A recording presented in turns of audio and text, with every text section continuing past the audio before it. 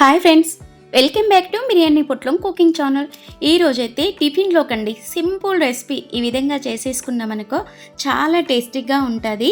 మరి ఎలా తయారు చేస్తే బాగుంటుంది, దీంట్లో ఎంత ప్రేమ నూరు పోసి చేసేదో మా అమ్మగారు అందులో మాటల్లో చెప్పలేనండి. ఈ రెసిపీలో చూపించేస్తాను.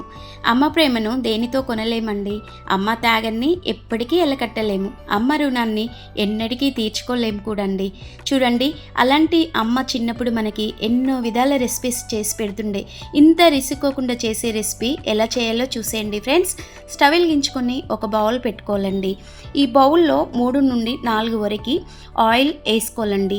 3 స్పూన్స్ ఆయిల్ వేసేసుకుని ఒక తెల్లగడ్డని పొట్టు తీసి చక్కగా ఈ నూనెలో వేసుకొని కాస్త చిటపటలాడుతున్నప్పుడు నేనైతే 250 గ్రామ్స్ పల్లీలు తీసుకున్నానండి. 250 గ్రామ్స్ పల్లీలని వెల్లుల్లిలో వేసేయాలండి.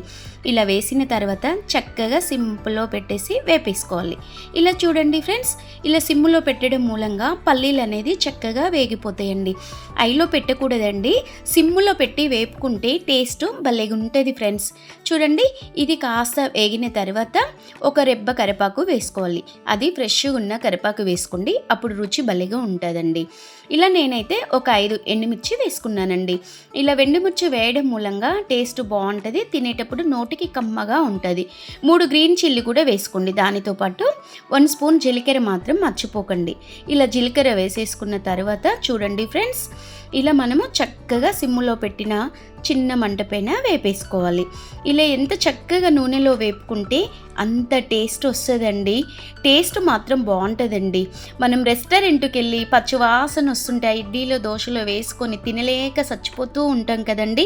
అలా కాదండి, ఇంట్లో ఒక్కసారి ఫ్రెండ్స్ ఈ విధంగా చేసుకున్నారనుకో టేస్ట్ మాత్రం ఆహా అనవలసిందే. ఒక్క చింతపండు రెక్క మాత్రం మర్చిపోకండి, చింతపండు రెక్క వేసుకోండి. దీంట్లో టమాటంటూ పెరుగంటూ యాడ్ చేయొద్దండి. న్యాచురల్గా ఈ విధంగా మా అమ్మ చేసిన విధంగా మీకు నేను చేయించి చూపిస్తున్నాను ఫ్రెండ్స్. చూడండి, ఈ విధంగా అయితే చేసుకోవాలి. చక్కగా మంచిగా పల్లీలు బాగా వేగాయి కదండి. ఇలా వేగే వరకు వేపేసుకోవాలి. నార్మల్ కూడా వేపుకోవచ్చు కదా అక్క అంటారు. అందరూ మామూలుగా చేస్తారండి. ఈ టేస్ట్ మాత్రం మీరు ఒక్కసారి ఇలా ట్రై చేయండి. ఎప్పటికీ ఈ విధంగానే చేసుకోవాలనిపిస్తుంది. ఇంటికి 4 చుట్టాలు వచ్చినప్పుడు వాళ్ళ నోటికి కమ్మగా ఉండాలనుకున్నప్పుడు, మనం కూడా మన నోటికి కమ్మగా తినాలనిపించినప్పుడు ఒకసారి ఇలా చేసేయండి. రుచికి సరిపడే సాల్ట్ వేసుకొని చక్కగా మనము గ్రైండర్ చేసుకోవాలి. ఇలా మనము ఫ్రెండ్స్ చూడండి తగినన్ని వాటర్ వేసుకుంటూ రుబ్బుకోవాలి. మీకు ఏ విధంగా కావాలో వాటర్ని వేసుకొని ఇలా రుబ్బుకోండి. నేనైతే ఈ విధంగా రుబ్బుకున్నాను ఫ్రెండ్స్. చూడండి, చక్కగా మెత్తగా గ్రైండర్ చేసుకున్నాను. అలాగే ఒక బౌల్లో తీసి పెట్టుకున్నాను. ఇలా బౌల్లో తీసుకొని ఇంకొన్ని వాటర్ కావాలంటే మిక్సీ జార్లో రుబ్బిన పేస్ట్ ఉంటుంది కదా, అందులో కొన్ని వాటర్ వేసేసుకొని చక్కగా కలిపేసుకొని ఈ విధంగా పోపు మాత్రం పర్ఫెక్ట్గా వేసుకోండి. టేస్ట్ మాత్రం అదిరిపోతుంది. అదే స్టవ్ వెలిగించుకొని అదే కడాయి పెట్టుకొని 1 స్పూన్ ఆయిల్ అయితే వేసుకోవాలి. చూడండి, ఈ చిన్న తపాలతో నేను కొంచెం ఆయిల్ వేసేసుకున్నాను.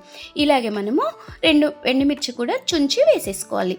ఈ విధంగా కొంచెం మనము జీలకర్ర కూడా వేసేసుకోవాలి. శనగపప్పు మినపపప్పు వేసానండి. మినపపప్పు శనగపప్పు మాత్రం వేసుకుంటే టేస్ట్ భలేగా ఉంటుంది.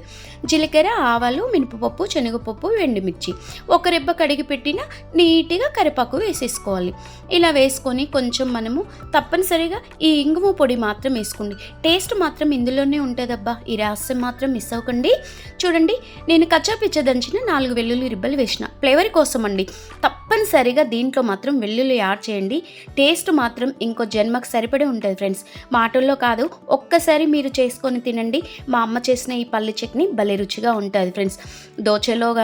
దోశలో ఇడ్లీలో దేంట్లో అయినా వేసుకోవచ్చండి. ఇడ్లీ రవ్వల్లో పెట్టుకున్నప్పుడు మనము ఊతప్ప వేసుకుంటాం కదా, దిబ్బ రొట్టె అంటారు, దాంట్లో కూడా ఎక్సలెంట్ ఫ్రెండ్స్. ఇంకా ఉప్మాలో చేసుకొని తినండి, ఇంకా భలే రుచి ఉంటుంది ఫ్రెండ్స్. చూడండి, పోపును పెట్టిన పల్లి చట్నీ అయితే ఈజీగా రెడీ చేశాను కదా. ఈ విధంగా రెడీ చేసుకొని అది కాస్త పక్కకు పెట్టుకోండి. ఈరోజు మీరు ఏం టిఫిన్ తింటారో అలాగే కామెంట్ చేయండి ఫ్రెండ్స్.